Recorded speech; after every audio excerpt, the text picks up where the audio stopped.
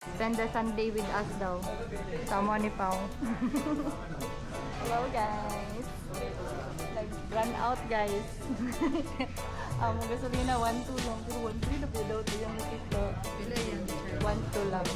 Balikan ko lang to. Maging honest tayo. Linggo pa naman. Tapos ang kanindas ani pa. Pagkari ito. Tinatin pa. Bakit pula kayo mo? Ha? Wala akong anong business. Tanong ko. Business ako dari. Nag-vlog ka. Vlogs. Mukbangers. Paano i-stop? Ay, nakatongkos. Pwede mo sabihin na stop recording. Stop recording!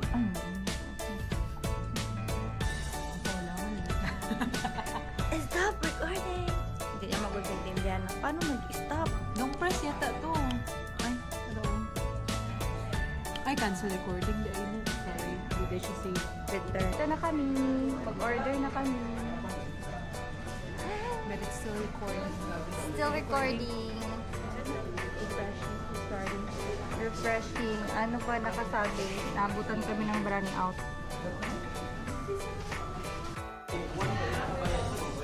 Check out na. Libre ako ni Pao, guys.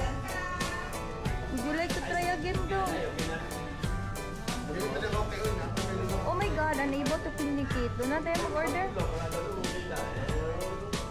Sa kanya din. Tayo din, sir. Doon na lang tayo order, Pao.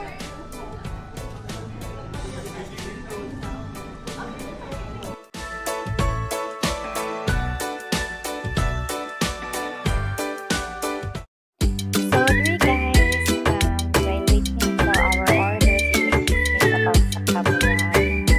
Hindi siya ilublog sa tubig, wala na tayo time case, basta hindi na over 13 meters deep. And also, share lang ni education mga features. Yan, nadating na order namin, nagkain na kami. O nitong time na murag yato na mo sila bayaw padulong airport, then nag-breakfast na ng Mayfaw. Then, maupo the experience na mo, na brown out at sa gas. First time ko, na-experience na di din nila mabala ng presyon, no?